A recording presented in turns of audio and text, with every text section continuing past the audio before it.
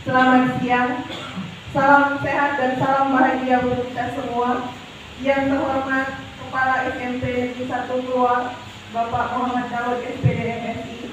Yang terhormat Bapak Ibu Dewan Guru beserta staf tata usaha SMP Negeri 1 Kluwang yang saya banggakan. Pertama-tama, marilah kita panjatkan puji syukur kehadirat Allah Subhanahu wa Ta'ala yang senantiasa selalu melimpahkan rahmat, taufik dan hidayahnya, sehingga pada kesempatan kali ini kita masih diberikan nikmat sehat, nikmat iman dan nikmat waktu, sehingga kita dipertemukan pada kesempatan ini di ruang pertemuan SMP Negeri 1 Kluwang yang insya Allah berkah ini. Amin amin ya rabbal alamin. Salawat teriring salam kita haturkan kepada junjungan kita Nabi besar Muhammad Sallallahu Alaihi Wasallam beserta keluarga, sahabat dan para pengikutnya hingga akhir zaman. Untuk mempersingkat waktu, sebelum acara diseminasi ini saya buka, maka perkenankan saya untuk membacakan susunan acara, yaitu yang pertama pembukaan, yang kedua sambutan dari Kepala SMP Negeri 1 Kluwang yang akan disampaikan oleh Bapak Muhammad Daud SPD MSI. Kemudian acara yang ketiga yaitu menyanyikan lagu Indonesia Raya. Keempat pembacaan doa. Kemudian yang kelima pemaparan tentang budaya positif yang akan disampaikan oleh saya sendiri. Dan yang keenam yaitu diskusi atau tanya jawab. Terakhir penutup. Baiklah Bapak Ibu, sebelum kita mulai, marilah kita hafazkan basmalah bersama. Bismillahirrahmanirrahim. Selanjutnya yaitu sambutan dari Kepala SMP Negeri 1 Kluwang, Bapak Muhammad Daud SPD MSI. Kepada Bapak kami persilakan.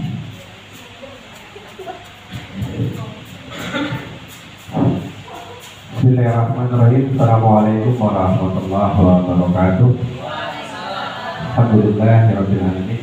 Salatu wassalamu ala rasulillah sayyidina Muhammad wa ala alihi wa sahbihi. Sallallahu alaihi wa sallam. Bapak Ibu yang kami hormati, terkhusus Ibu Miliarta yang akan mempresentasikan destinasi praktek baik untuk kita semua. Pertama-tama marilah kita hadirin memberikan puji dan syukur kepada Allah Subhanahu wa Ta'ala. Di siang hari ini kita masih diberikan Allah nikmat kesempatan dan untuk belajar bersama Bu Miliarta dan seluruh Dewan Guru yang hadir pada hari ini. Kita akan bersama berdiskusi, Bapak Ibu, menyampaikan destinasi praktek baik yang akan disampaikan oleh Bu Miliarta dalam suatu rangkaian kegiatan guru penggerak Angkatan 10. Mudah-mudahan kegiatan ini bermakna untuk kita semua dan Bu Yuli dapat mengimbaskan atau menyalurkan apa yang beliau dan peroleh sebagai guru penggerak kepada guru-guru dan berimbas kepada anak-anak kita semua. Mudah-mudahan ke depan SMP 1 Kluwang akan lebih baik dan akan menambah mungkin Bapak Ibu guru sebagai guru penggerak untuk anak-anak ke depan untuk lebih memajukan SMP 1 Kluwang. Mudah-mudahan SMP kita akan lebih berjaya di masa depan. Terima kasih. Saya akhiri billahi taufiq wal hidayah. Wassalamualaikum warahmatullahi wabarakatuh.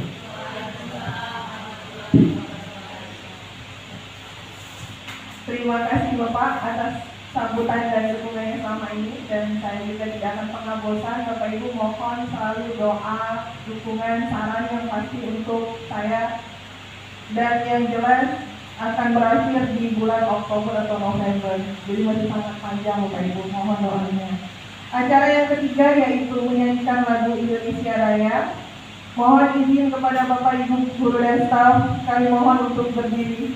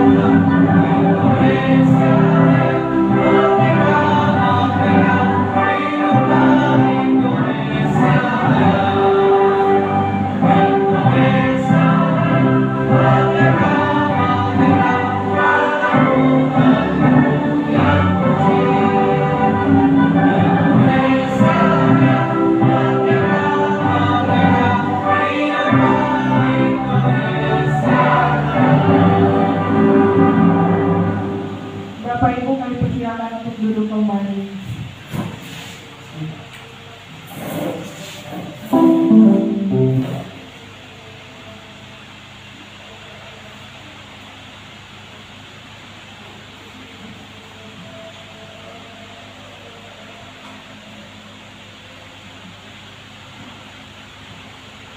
Selanjutnya yaitu pembacaan doa yang akan dipimpin oleh Bapak Supriyadi SPD. Kepada Bapak kami persilakan.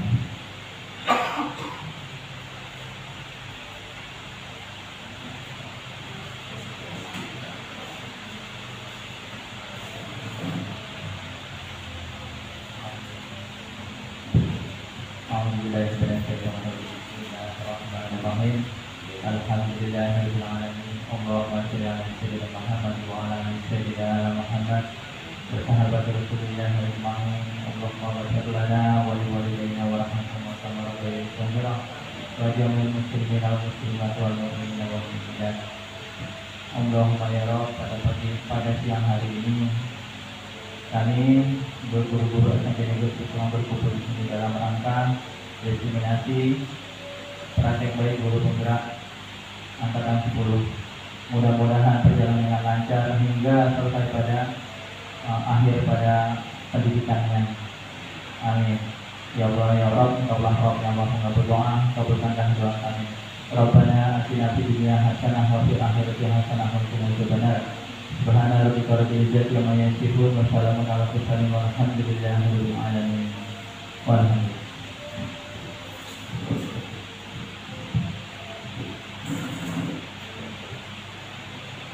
Terima kasih Bapak Supriyadi. Alhamdulillah. Semoga dari doa bersama kita tadi dapat memberikan keberkahan dan kelancaran acara hari ini.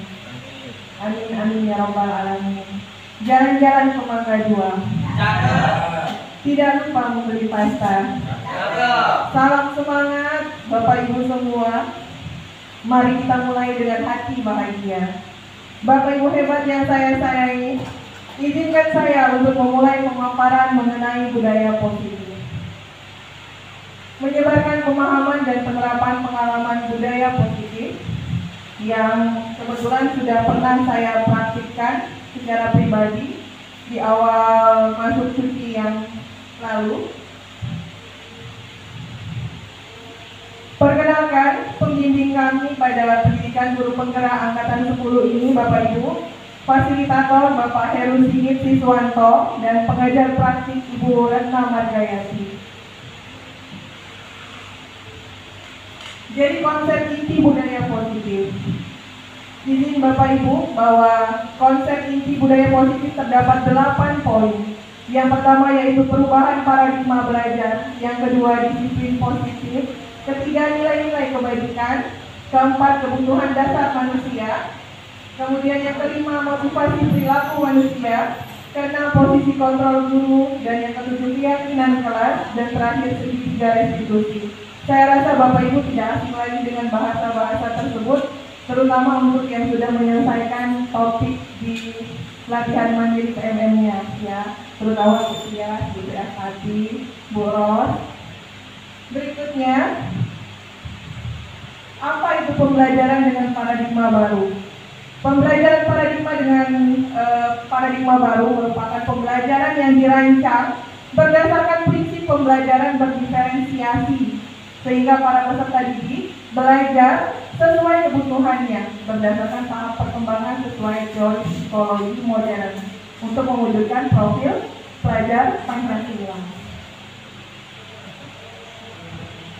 Di sini Bapak Ibu bisa kita lihat ada gambar dua orang yang di belakang memegang kunci, kemudian di depan seolah sedang dibuka kunci oleh orang yang di belakang. Di sini merupakan miskonsepsi tentang teori kontrol. Apa makna dari gambar tersebut? Ilusi guru mengontrol murid, kemudian ilusi bahwa semua penguatan positif efektif dan bermanfaat, ilusi bahwa kritik dan membuat rasa bersalah mampu menguatkan karakter. Terakhir, ilusi bahwa orang dewasa berhak memaksa. Kemudian selanjutnya mengubah paradigma stimulus respon ke pendekatan teori kontrol. Di sini bisa dilihat Bapak Ibu ada dua tabel. Nampak Kristi? respon, teori kontrol. Pada stimulus respon, realitas kebutuhan kita sama, tetapi di teori kontrol harusnya realitas itu kebutuhan kita berbeda. Kemudian semua orang melihat hal yang sama, padahal nyatanya pada teori kontrol setiap orang memiliki gambaran berbeda, memiliki prinsip masing-masing. Karena orang kembar pun beda Bapak Ibu ya. Orang kembar pun yang satu rahim memiliki prinsip yang berbeda. Kemudian kita mencoba mengubah orang agar berpandangan sama dengan kita. Faktanya teori kontrol, kita berusaha memahami pandangan orang lain tentang dunia. Kemudian perilaku buruk dilihat sebagai suatu kesalahan. Sebenarnya teori kontrol semua perilaku memiliki tujuan. Kemudian orang lain bisa mengontrol saya. Nyatanya pada teori kontrol hanya Anda yang bisa mengontrol diri Anda sendiri. Kemudian saya bisa mengontrol orang lain, padahal Anda tidak bisa mengontrol orang lain. Kemudian pemaksaan ada pada saat bujukan gagal. Faktanya kolaborasi dan konsens menciptakan pilihan-pilihan baru. Dan terakhir, model berpikir menang atau kalah.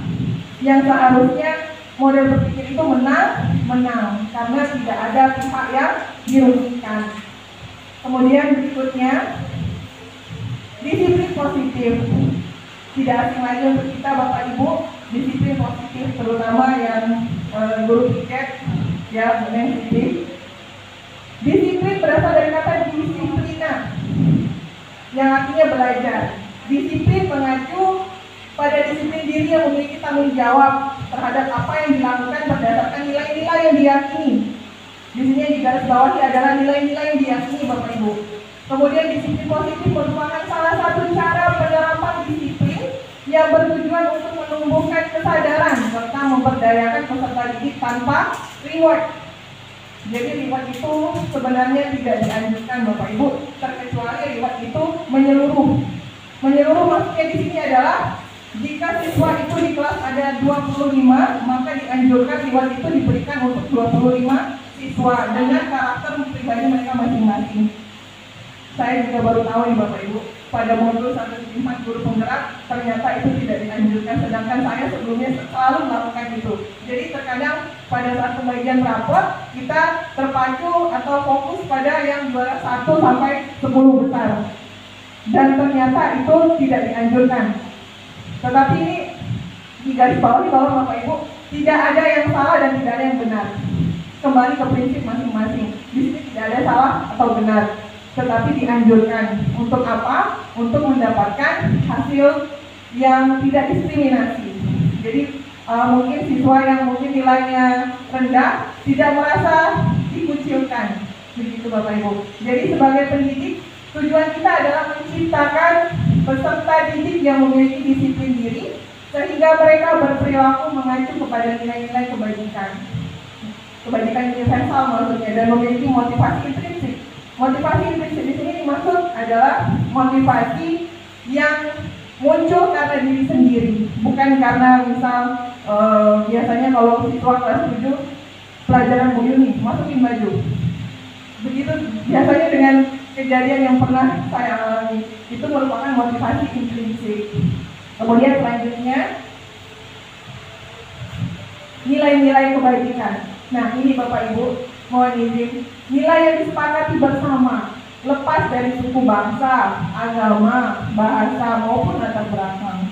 Jadi nilai-nilai kebajikan itu yang sering kita temui adalah proses belajar Pancasila. Saya rasa sudah hafal Bapak Ibu, beriman dan bertakwa kepada Tuhan Yang Maha Esa dan berakhlak mulia, berkebijakan global, gotong royong, mandiri, kreatif dan bernalar kritis. Nah mungkin yang ini Primary Years Program, mungkin Bu Eti yang paham ini. Ini mungkin artinya program tahunan dasar ya berarti ya.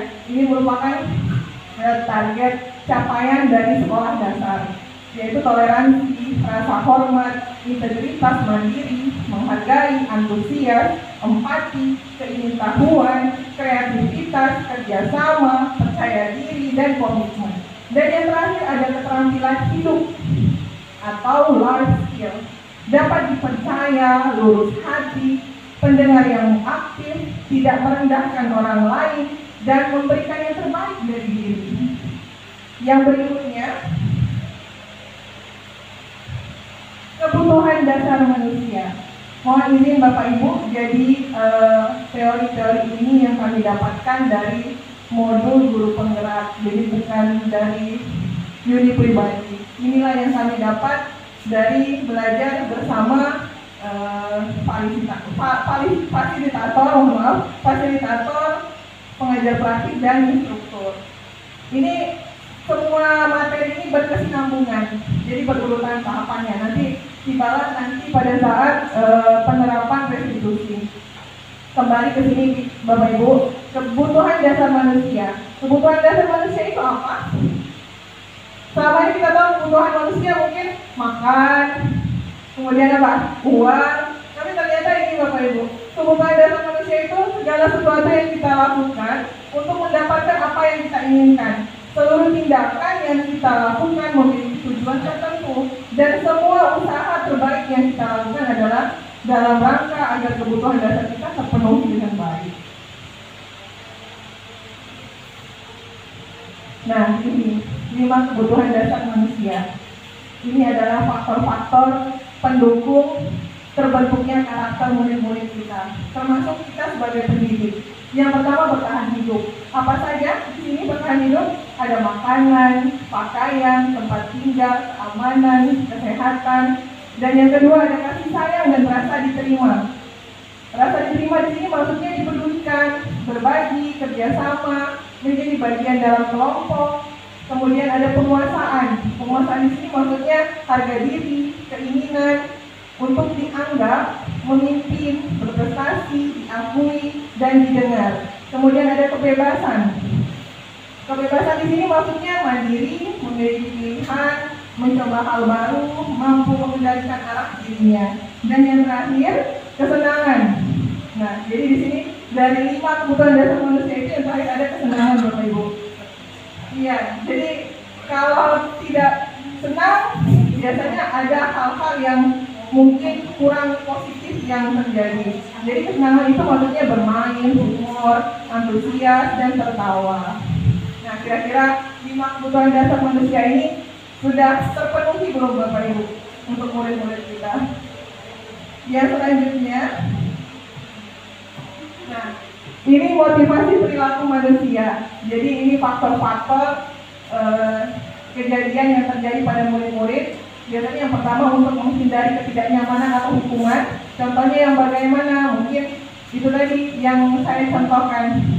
Baju dimasukkan, pelajaran Bu Yuni, baju masukkan, dasi pakai. Nanti pada saat saya keluar, satu langkah dari kelas, noleh ke belakang, bajunya dikeluarkan lagi. Jadi itu termasuk motivasi secara ekstrinsik, bukan karena diri sendiri. Kalau misalkan motivasi atas diri sendiri, itu disebut dengan motivasi intrinsik. Kemudian yang kedua, untuk mendapatkan imbalan atau penghargaan dari orang lain. Ini tidak jauh berbeda dengan poin 1. Contohnya apa? Belajar dengan giat dan rajin, biar nanti dapat ranking 1, kemudian dapat hadiah dari guru. Begitu juga dengan mungkin anak kandung saya sendiri begitu. Jadi biar dapat bonus dari bunda, harus rajin-rajin belajar. Jadi bukan karena motivasi intrinsik, tetapi karena reward. Yang terakhir, untuk menjadi orang yang mereka inginkan dan menghargai diri sendiri dengan nilai-nilai yang mereka percaya. Contohnya yang bagaimana Bapak Ibu? Misal Bapak Yoga ke-4 menggunakan motor dan lengkap dengan helm. Kenapa Bapak Yoga pakai helm? Karena Pak Yoga meyakini bahwa dengan menggunakan helm nanti bisa lebih aman. Misalkan terjatuh atau tidak sengaja menabrak sapi, tetap aman kepalanya. Begitu. Itu namanya nilai-nilai yang diyakini secara intrinsik.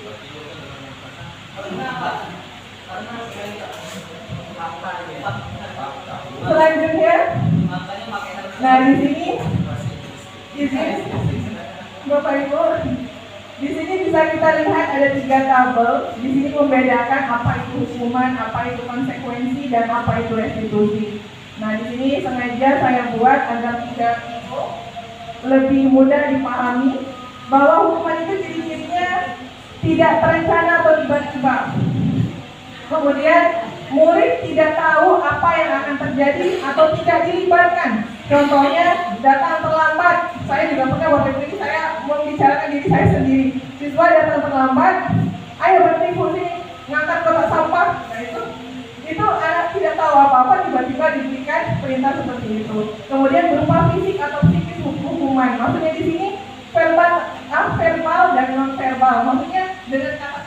verbal pun termasuk hukuman Bapak Ibu. Jadi verbal yang mungkin bersifat kurang positif, jadi itu termasuk hukuman secara verbal. Sedangkan konsekuensi, nah konsekuensi ini terencana atau disepakati sesuai peraturan, baik itu kesepakatan kelas atau keyakinan kelas. Murid tetap dibuat tidak nyaman, sikap guru selalu memonitor murid. Sedangkan restitusi, nah ini langsung saja. Bedanya konsekuensi dengan restitusi apa? Kalau restitusi itu dia lebih cenderung menanyakan sebab terlebih dahulu tanpa mengingatkan konsekuensi atau hukuman yang telah disepakati. Misal di keyakinan kelas 82 datang tepat waktu setiap jam belajar. Pada saat itu misal Ramadan datang terlambat 10 menit, kemudian Bu Erti bilang, Ramadan datang terlambat kan? Berarti kesepakatan kelas kita kemarin apa? Kalau datang terlambat, iya Bu, saya ingat kalau datang terlambat saya akan membuang sampah di lingkungan kelas. Nah itu namanya konsekuensi. Karena Bu Erti tidak menjalankan restitusi. Restitusi itu yang bagaimana? Bu Erti menanyakan terlebih dahulu kenapa Ramadan datang terlambat. Kemudian apa solusinya agar Ramadan tidak datang terlambat lagi di lain waktu. Itu restitusi Bapak Ibu. Kemudian selanjutnya, nah di sini, ini yang menarik Bapak Ibu, yang membuat saya pribadi menarik pada saat materi ini. 5 posisi kontrol guru. Kira-kira kita, termasuk saya pribadi, berada di posisi mana? Yang pertama, posisi kontrol guru sebagai penghukum. Kemudian yang kedua, posisi kontrol guru sebagai pembuat merasa bersalah. Kemudian yang ketiga, posisi kontrol guru sebagai teman. Yang keempat, posisi kontrol guru sebagai pemantau. Dan yang terakhir ini yang sangat dianjurkan Bapak Ibu. Jadi kami itu selalu diwanti-wanti oleh instruktur. Ingat Bapak Ibu bahwa Bapak Ibu adalah seorang manajer. Posisi kontrol guru sebagai manajer. Memang tidak mudah Bapak Ibu. Yang selanjutnya, nah ini contoh penerapan 5 posisi kontrol guru. Saya ambil contoh kasus, misal siswa tidak memakai atribut lengkap saat upacara bendera. Ini sering terjadi di sekolah kita ya Bapak Ibu. Jadi di sini merupakan kalimat aktif. Jadi dicontohkan langsung dengan kalimat langsung. Ini bukan kalimat pasif Bapak Ibu. Jadi kalau misalkan Bapak Ibu bilang hormat pada bendera selama 1 jam, maka Bapak Ibu berada pada posisi kontrol guru sebagai penghukum.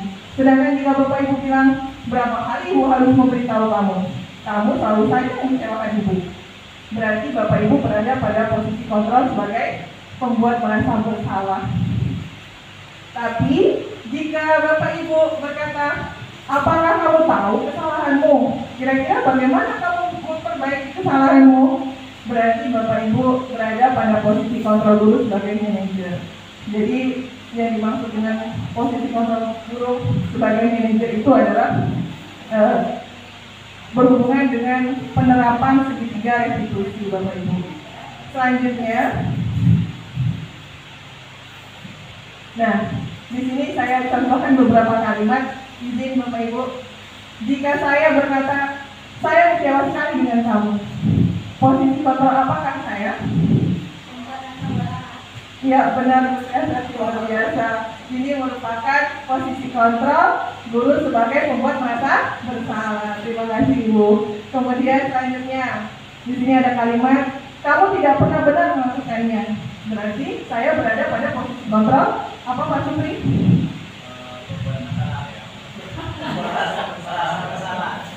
Iya, benar. Bagaimana Bapak Ibu, benar? Posisi kontrol sebagai guru pembuat merasa bersalah. Ya, benar ya. Jadi ini jika Bapak Ibu berkata kamu tidak pernah melakukannya, jadi memojokkan atau menyudutkan murid itu sendiri. Berarti guru sebagai pembuat merasa bersalah. Masih ada lagi Bapak Ibu. Di sini, apa rencanamu untuk menyelesaikan masalah ini? Berarti, iya luar biasa berarti. Di sini berarti kita berada pada posisi kontrol dulu sebagai manajer. Luar biasa cepat sekali ini. Kami belajarnya 1 bulan Bapak Ibu. Nah ini, ayolah lakukan demi Bapak atau Ibu ya. Berarti saya berada pada posisi kontrol sebagai, coba ayo Bu Erdi, Bu Rohima, Bu Neng. Berarti ayolah lakukan demi Bapak Ibu ya. Berarti kita berada pada posisi iya, luar biasa. Benar, Gusti. Berada pada posisi kontrol sebagai teman. Nah, jadi di sini maksudnya adalah kita memposisikan diri kita sebagai teman. Jadi menggunakan bahasa tren yang zaman sekarang, Bapak Ibu. Jadi mendekatkan diri, begitu. Selanjutnya, ini yang terakhir, Bapak Ibu. Kamu tidak pernah mendapat nilai jika tidak mengerjakan tugas. Berarti saya berada pada posisi apa, Pak Yoga? Ya benar, Ros. Ini adalah posisi kontrol guru sebagai penghukum secara verbal. Ya. Baik Bapak Ibu, luar biasa. Terima kasih. Sebagai pemantau itu maksudnya Bapak, izin Bapak menjelaskan, pemantau itu erat kaitannya dengan konsekuensi tadi. Jadi dia hanya mengingatkan atau langsung menyatakan bahwa anak tersebut salah. Yang sama seperti yang dicontohkan Bu Erdi dengan Ramadan tadi, itu pemantau. Misal tadi Bu Erdi bilang Ramadan datang terlambat ya. Ingat Ramadan sudah melanggar kesepakatan kelas yang mana? Iya Bu, saya ingat saya melanggar keyakinan kelas datang tepat waktu di ruang kelas. Nah itu termasuk posisi kontrol guru sebagai pemantau. Jadi guru tersebut hanya sekedar menyampaikan bahwa anak tersebut melanggar tanpa menanyakan apa penyebabnya. Jadi Bu Erdi langsung minta Ramadan itu melakukan sanksi atau konsekuensinya Bapak, begitu. Ada lagi Bapak Ibu? Bisa lanjut? Lanjut. Nah ini sebenarnya saya yakin Bapak Ibu sudah sangat mengenal ini, keyakinan kelas. Mengapa keyakinan kelas? Mengapa bukan peraturan kelas? Nah ini berkaitan dengan pertanyaan Bapak Pak sekolah tadi. Mengapa keyakinan kelas? Kira-kira Bapak Ibu, mengapa bukan peraturan kelas? Ini mirip dengan yang saya contohkan dengan Bapak Yoga tadi, pakai helm, karena yakin bahwa pakai helm itu menyelamatkan diri sendiri, bukan karena takut ditilang polisi. Jadi, mengapa keyakinan kelas? Karena keyakinan kelas itu disusun oleh semua warga yang bersangkutan tanpa membuat keuntungan sepihak. Karena kalau peraturan kelas itu biasanya dibuat oleh gurunya saja atau muridnya saja, tapi jarang, biasanya gurunya saja biasanya. Tapi kalau keyakinan kelas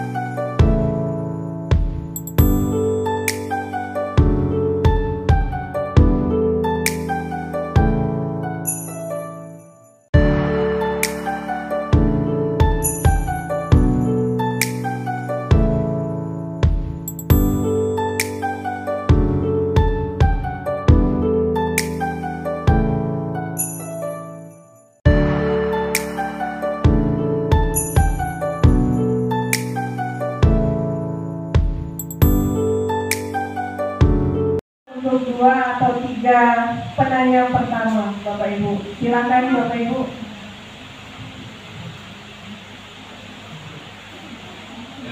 Ya, Bu Resiati, silakan Bu. Iya, maju ke sini Bu, tolong. Mohon maaf.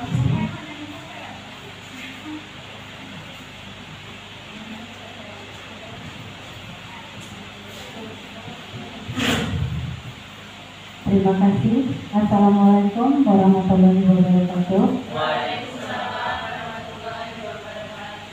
Dari pemaparan Ibu Yuni tentang disiplin positif. Ada yang ingin saya tanyakan. Salah satu pembentukan keyakinan kelas adalah dibuat dalam pernyataan positif. Yang ini saya tanyakan contoh dari pernyataan positif yang diterapkan. Terima kasih. Luar biasa, terima kasih Bu Rosyati. Kami tampung dulu. Mungkin ada lagi Bapak Ibu, silakan. Boleh Bapak. Terima kasih Bu Yuni. Saya tertarik dari hasil paparan Bu Yuni yang selama ini kita lihat, kita beberapa Ibu Dewan Guru termasuk saya belum sesuai dengan apa yang disampaikan Bu Yuni. Saran saja Bu Yuni, untuk ke depan di tahun pelajaran baru kita coba menerapkan ini sebagai penggeraknya dalam ini, sebagai guru penggerak untuk terutama meyakinkan kawan-kawan, meyakinkan kepada warga sekolah untuk menerapkan budaya perilaku baik positif ini kepada sekolah. Itu saja. Terima kasih. Assalamualaikum warahmatullahi wabarakatuh. Terima kasih Bapak, luar biasa. Tapi itu bukan pertanyaan ya Bapak Ibu, saran atau permintaan lebih tepatnya. Untuk Bapak Ibu mungkin ada lagi, silakan. Ada? Bu Rohimah? Ya, silakan Ibu.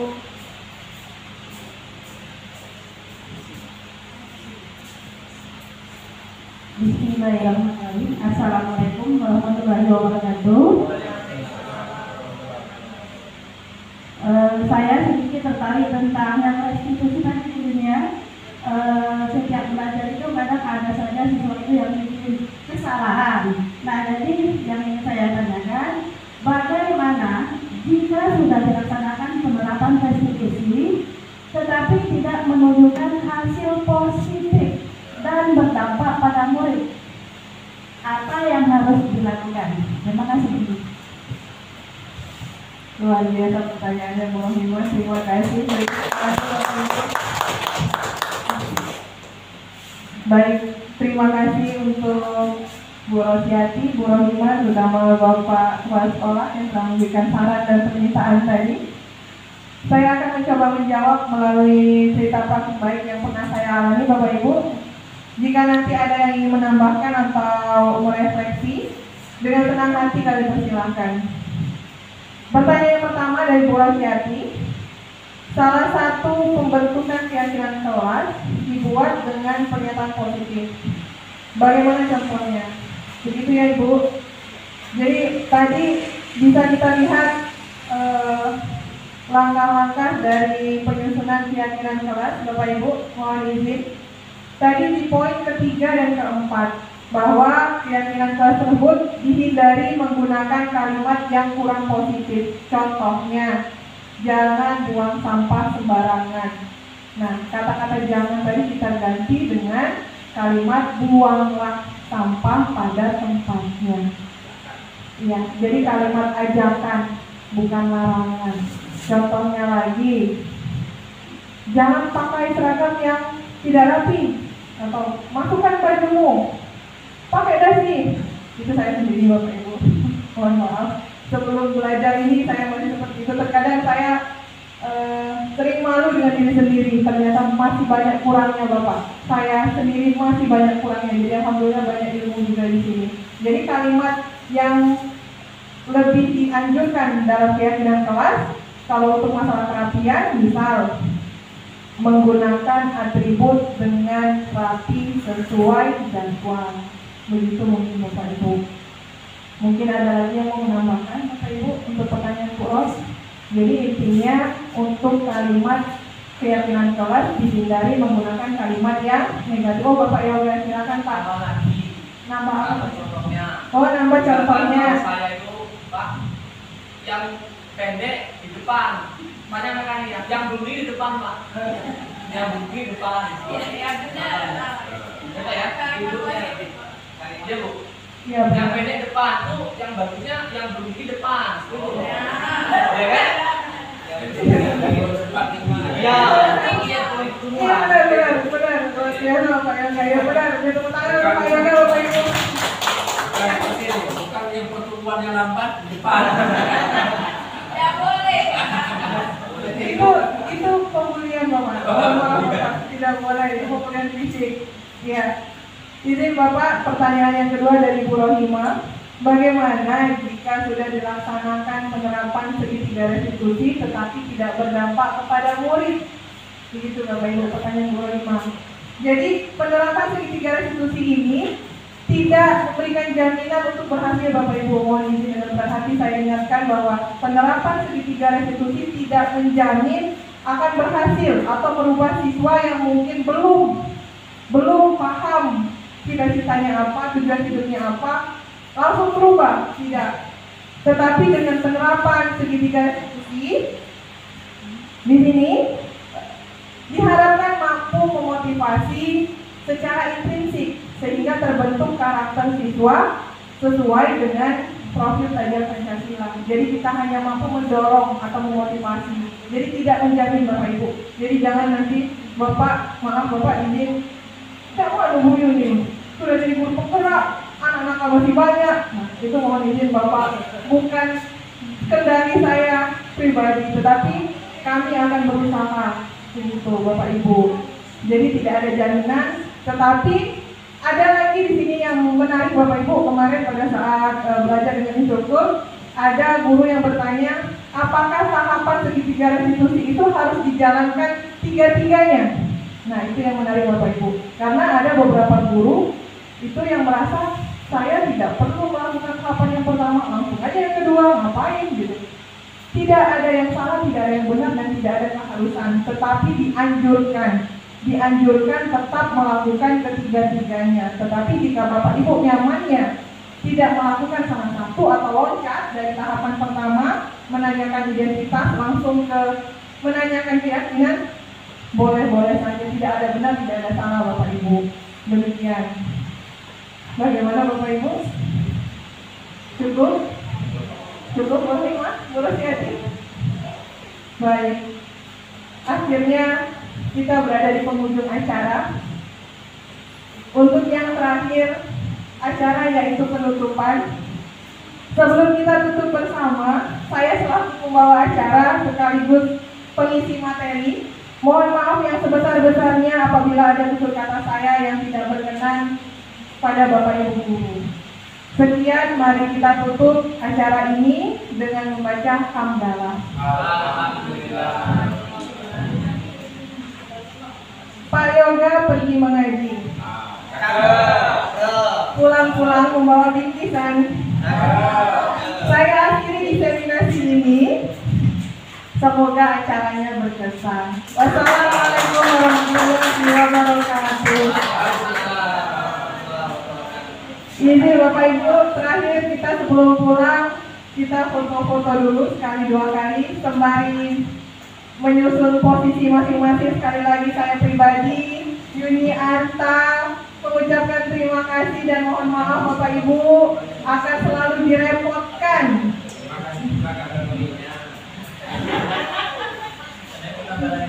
Boleh Bapak, silakan nambah. Boleh,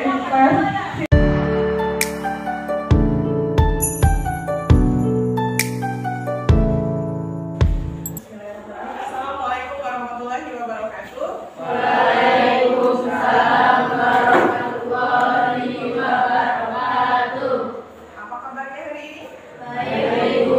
Alhamdulillah. Jadi hari ini berdasarkan rencana kita pada pertemuan sebelumnya, kita akan membuat keyakinan kelas. Ada yang sudah tahu apa itu keyakinan kelas? Iya, coba. Keyakinan kelas sama seperti kesepakatan kelas. Kesepakatan kelas adalah aturan yang dibuat secara bersama dan bertujuan untuk kebaikan bersama. Iya, luar biasa. Beri tepuk tangan untuk Sela. Jadi keyakinan kelas itu adalah apa? Aturan yang dibuat secara bersama dan bertujuan untuk kebaikan bersama. Bu, kenapa tidak pakai peraturan kelas saja? Biasanya waktu sebelum-sebelumnya ada tidak yang sudah pernah buat keyakinan kelas? Belum? Belum. Jadi sebenarnya keyakinan kelas itu mirip seperti peraturan kelas. Tapi mengapa tidak pakai peraturan kelas? Karena kita akan menggunakan apa?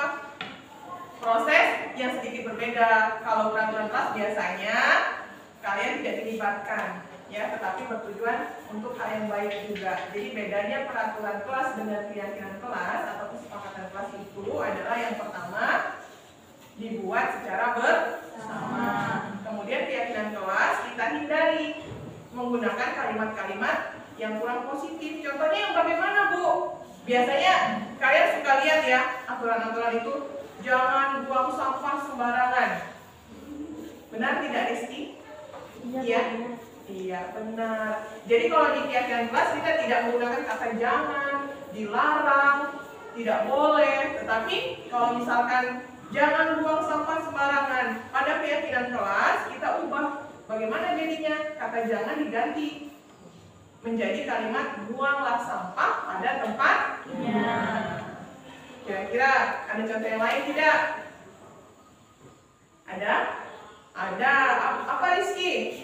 Rizky yang pernah terlambat, misalkan tidak boleh datang terlambat. Nah, kalau dalam keyakinan kelas itu dihindari kata-kata tidak boleh. Kenapa? Karena dia cenderung memojokkan atau menyudutkan, malah bikin Rizkynya minder, seolah-olah kita menjadi bully, ya. Jadi diubah bagaimana kalimatnya? Datang tepat waktu.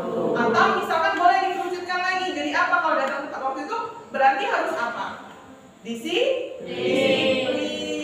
Kemudian ada contoh lagi apa? Misalkan kalau ulangan atau lagi ujian assessment tidak boleh mencontek. Kita kerucutkan lagi jadi bahasa yang sederhana apa? Jujur. Jadi kalau ujian mengerjakan tugas bersikap jujur. Sampai di sini paham kira-kira? Alhamdulillah, luar biasa. Anak itu hebat ya. Kalau tidak ada yang ditanyakan lagi, Ibu akan membagikan kalian kertas sticky notes. Kertas ini masing-masing nanti Ibu bagikan satu anak satu, ya. Silahkan kalian tulis keyakinan kelas apa yang ingin kalian buat untuk kelas kita bersama, ya. Nanti setelah kalian tulis kita tempel di depan. Kira-kira paham? Nih. Orange. Nanti ya. Tadi yang orange.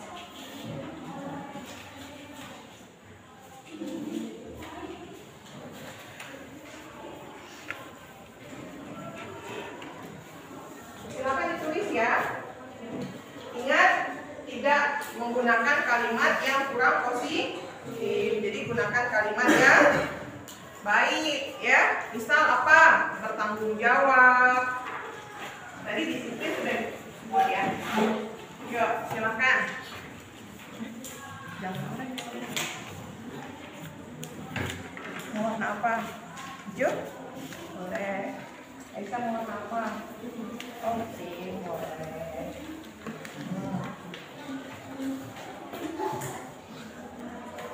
Yang sudah boleh ditempelkan di depan ya. Silakan. Ya? Ada yang belum? Ketinggalan cahaya. Nangis nanti dia. Pasti orange ya. Yuk, yang sudah boleh ditempel ke depan ya. Boleh, silakan. Sela. Yuk, Sela. Iya, boleh. Iya. Ayo yang lain. Maju aja nggak apa-apa. Yuk, silakan. Jadi, ayo. Iya, Isa silakan.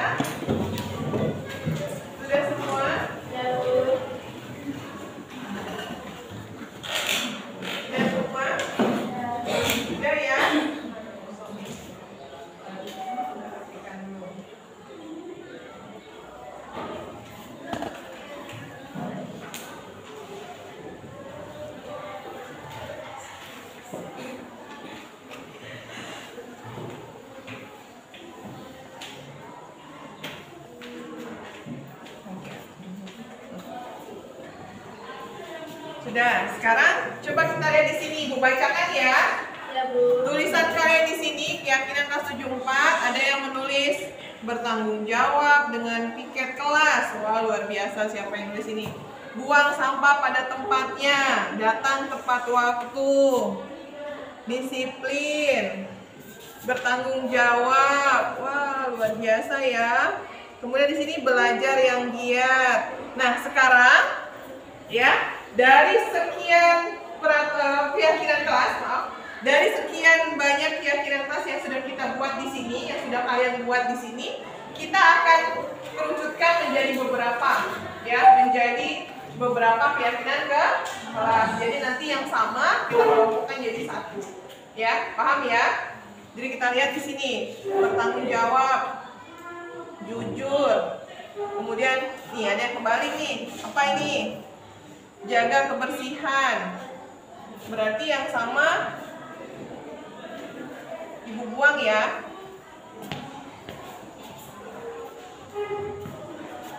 Ini datang tepat waktu, sama belajar yang giat, sama.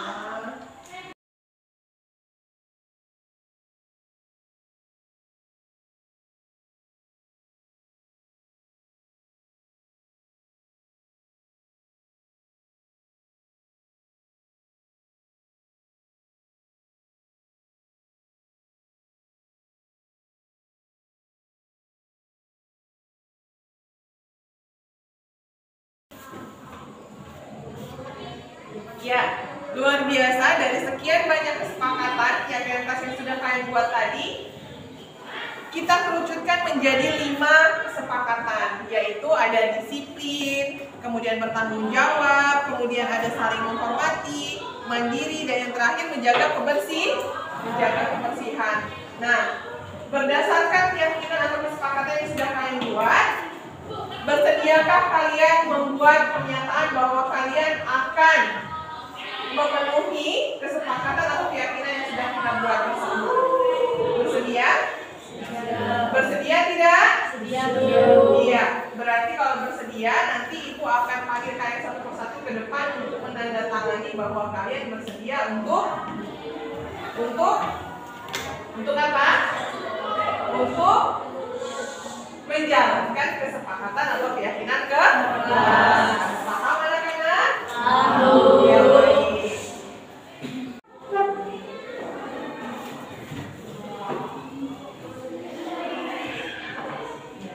Berikutnya, Sela.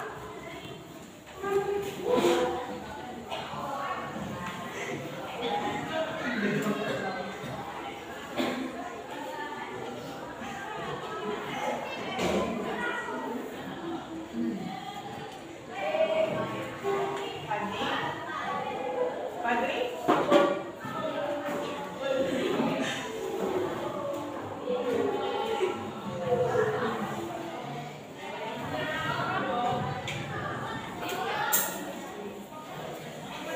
Ayo berdiri, Rizky.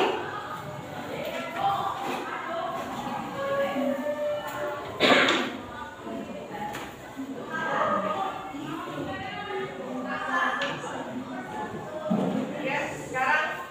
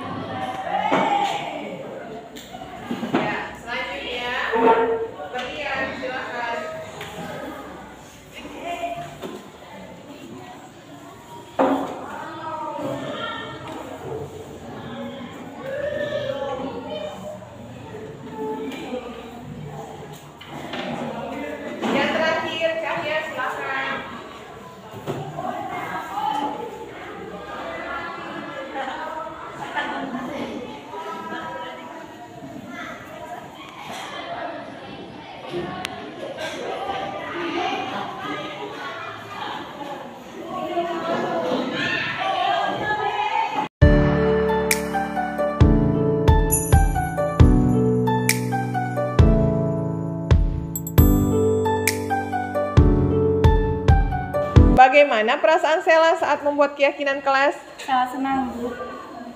Apakah menurut Sela pembuatan keyakinan kelas penting dilakukan? Sangat penting, Bu. Menurut Sela, mengapa pembuatan keyakinan kelas sangat penting dilakukan? Agar kami tertib, Bu.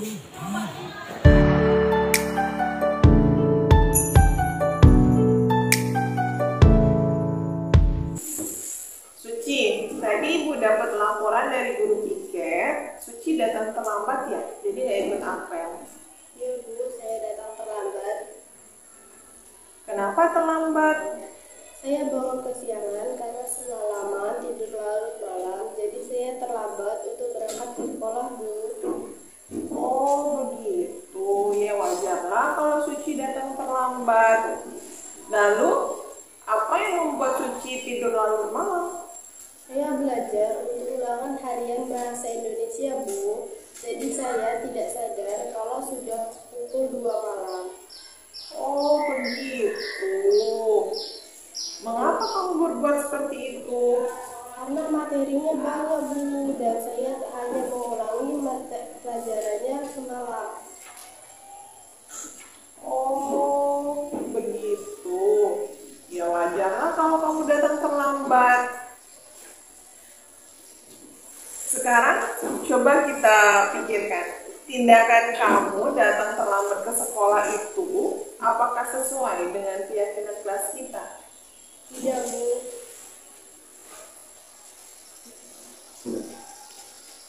Menurut kamu, keyakinan kelas apa yang sudah dilanggar? Datang ke sekolah tepat waktu, Bu. Iya, betul. Menurut kamu, datang tepat waktu itu penting tidak untuk kamu? Penting, Bu. Baik, kalau menurut kamu penting, jadi keyakinan apa yang harus kamu lakukan pada saat kamu datang terlambat? Harus mampu mengatur waktu untuk belajar di rumah. Baik, kalau begitu, kamu bersedia memperbaiki masalah ini? Bersedia, Bu. Apa yang akan kamu lakukan untuk memperbaiki masalah ini? Saya harus lebih rajin mengulang pelajaran di rumah agar tidak terburu-buru saat akan ulangan dan mampu mengatur waktu dengan baik, Bu. Iya, tepat sekali Suci. Tetap semangat ya nak. Sekarang silakan kamu kembali ke kelas. Ya, Bu, terima kasih.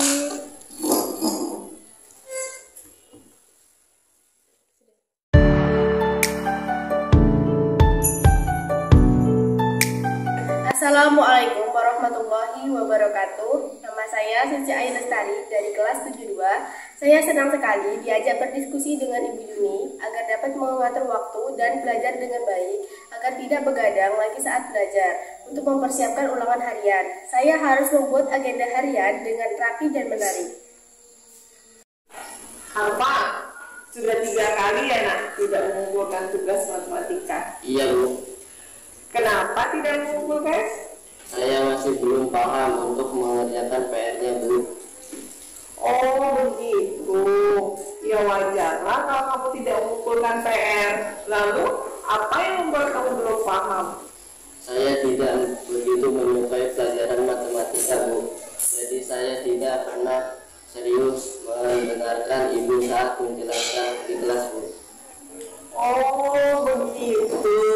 Mengapa kamu berbuat seperti itu, Alfa? Karena saya merasa sulit setiap di semua materinya, Bu. Ya wajarlah kalau kamu merasa kesulitan mengerjakan PR. Sekarang coba kita pikirkan, tindakan kamu tidak mengumpulkan PR matematika apakah sesuai dengan keyakinan kelas kita? Tidak, Bu. Menurut kamu, keyakinan kelas apa yang sudah dilanggar? Bertanggung jawab, Bu. Iya, betul. Menurut kamu, mengumpulkan PR itu penting tidak untuk kamu? Penting, Bu. Baik, kalau menurut kamu penting, jadi keyakinan apa yang harus kamu lakukan pada saat kamu merasa kesulitan dan dalam menyelesaikan tugas matematika? Saya harus memperhatikan penjelasan Ibu. saat belajar dan bertanya jika ada yang belum paham, Bu. Kamu bersedia memperbaiki masalah ini? Bersedia, Bu. Apa yang akan kamu lakukan untuk memperbaiki masalah ini? Saya harus lebih bertanggung jawab terhadap diri saya sendiri, Bu.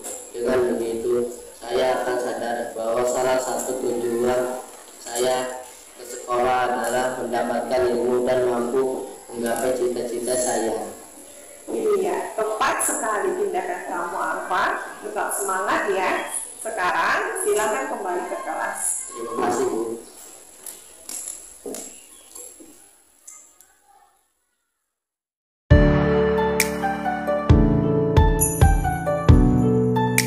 Assalamualaikum warahmatullahi wabarakatuh.